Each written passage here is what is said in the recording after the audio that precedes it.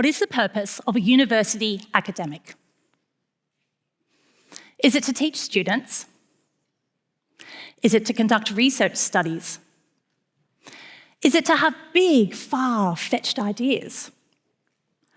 Or is it to sit in the coffee shop all day?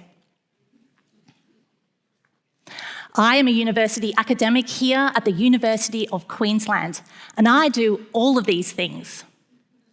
But I do it physically in the community with which I work. I am UQ's Professor of Community Health and Wellbeing, and I am proudly based in the city of Springfield. Our office sits above a cafe in the heart of town, and here I've had more coffee over the past few years than in my entire life put together. And that is because this is where my team and I are working as a communiversity. A communiversity is a relatively new concept, and its definition is evolving. But for me and my team, it means that our part of the university is based off campus, in the community, and because of that, we are able to deliver maximum impact on the work that we do. Today, I want to share with you why I believe working as a communiversity is the way of the future for academia.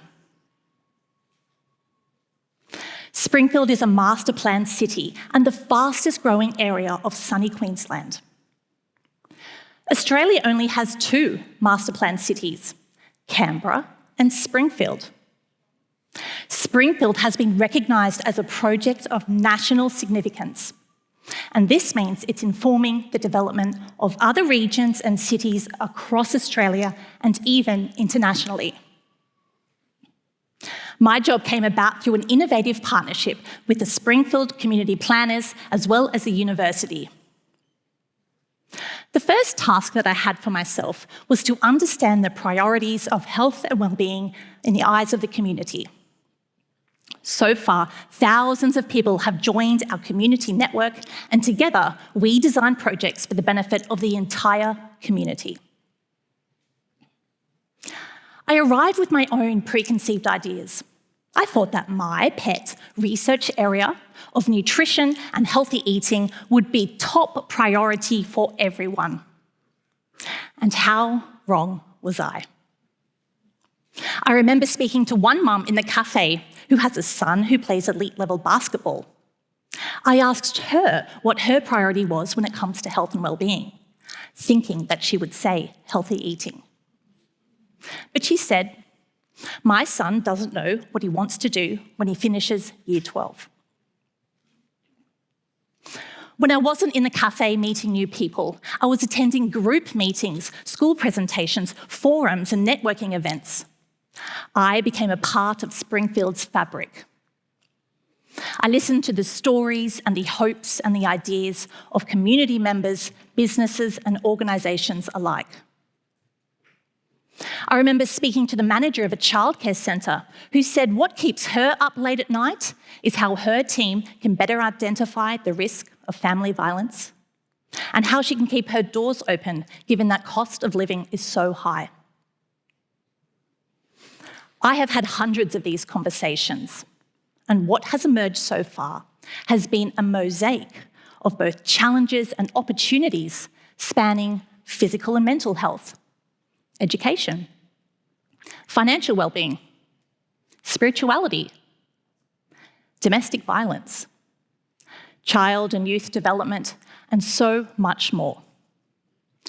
Every conversation, every small interaction has been a pulse driving a rhythm of change. Working as a communiversity is the way of the future. Yet being a university academic means my work isn't just about listening. Together with my team, we've taken action, bringing together the right people from the community and the university to work together for the benefit of all. We have over 30 projects at the moment happening in Springfield, some in early conceptualisation phase, some in data collection and development phase, and others that are wrapping up. What is common across all of these projects is that they each started with an idea or a request from community, often over a cup of coffee. I'll share 3 examples with you. First, Springfield is a place where many young families live. But let's not forget the importance of older adults. With the help of UQ's urban planning team, we worked with Springfield older adults to understand how the layout of the city affects their daily lifestyles. We heard from Springfield residents that the shaded pathways in the parks help them to stay physically active during the day. They also told us that the shops and the cafes have enough space so that they can connect with their friends and family without concerns relating to mobility. We used diaries and interviews to map out the popular places, as well as the places deserving some improvement. And this knowledge that we created, we are sharing with the Springfield master planners so that they can continue to shape Springfield in a way that's supportive of older adults. Next is our work with people who have more than one job. This is increasingly common in Springfield. Maybe some people in this room fall into this category.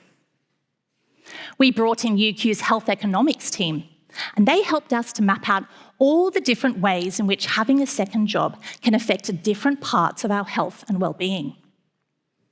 We've even gone so far as to develop a formula that will calculate the net dollar value of every additional hour spent in that second job or that family business or that side hustle. When I've spoken to the community about this, I remember speaking to one young man who drives Ubers at night on top of his day job. He said that this extra work provides him tremendous value for his health and well-being. As long as he's able to be home for books, bath and bedtime, and he doesn't drive on the weekend, so he still has time for recreation and leisure with his family. Third, the people of Springfield have told us loud and clear that they want the power of information at their fingertips when it comes to navigating the healthcare system. People want to know all of the services locally available to them, how to access them, and how it can impact their health and well-being. So we brought together community members and health professionals, and we have designed a mobile navigation app. On this app, people, rather than businesses, share information about the services that they've used, how they access the services, and how it's impacted them. We're not just talking about hospitals and GPs. On this app, a mum will be able to find the local Mums and Bubs group and back it up with yoga in the park. A man will be able to find the local men's shed who are always looking for more people to join them. The end result is a community deeply connected to the world around them and confident to be able to find and use the services that they need and want. Working as a communiversity is the way of the future. Being a communiversity means that our work is quite different. It's not just that we conduct projects in the community, but it's the way that we approach our work that sets us apart. What we do would not be possible without first having a close connection to community. So before even thinking about starting a new project, I put in the time and the effort to learn people's names, understand their connection, and take an interest in what matters to them. I've heard over and over again that for many people, the only time they've been contacted by a university is to ask for a donation if they are an alumni, to participate in a study that they've never even heard of before, or to get the young person in their family to attend the next university open day. For people outside of academia, this can leave them feeling overlooked and undervalued, and that problem is on us to solve. I've also learned that people want to be involved in research if their involvement can make a tangible difference to the way that work progresses. Based on my time at Springfield, it's been the community who have connected us to their friends and family, their children's school, patients in their waiting room, business owners that they know, all advancing what is possible through our work. In fact, we have been so welcomed by the community that I'm increasingly finding myself connecting community members to one another who were previously unknown to each other, but through our work, we've discovered they have similar ideas and hopes for change. Just last week, I was speaking to one young professional who said she was looking for ways to give back to the community. So I connected her in with Springfield's local soup kitchen, and now they're having conversations about volunteering every Saturday morning. Let's remember that our work is made easier because we have a physical presence in the community. By maintaining a constant presence, we're able to check back in, progress ongoing conversations, add credibility and trust, which ultimately sparks new projects. This is all reiterating our work as a communiversity. Lastly, our team have benefited greatly from standing on the shoulders of this accomplished university. By working with subject matter experts as each new project takes place, I've been able to ensure that the technical aspects of our work is world-class. My university colleagues are excited about connecting directly with community members. And as our time goes on, I found myself connecting academics to each other who had previously had long-standing boundaries between them. After all, the community care less about our professional identity, and they care more about our passion and our collective skill set, because this is what determines what we can do for them. Working as a communiversity is the way of the future. So how can we all embrace the communiversity way of working? Fundamentally, it means being open to the world around you. For academics, it means putting in the time and the effort to understand who could benefit from your work and how they want to receive your help. If my experience is anything to go by, it could be completely different to what you expect. Recognise how to make contact with people. Don't be afraid to offer that cup of coffee and nurture that relationship deeply. For university leaders, it means re-evaluating the skill sets that we prioritise when we make academic appointments. Beyond having skills in a particular field, academics of the future require people skills and the ability to navigate complex place-based challenges.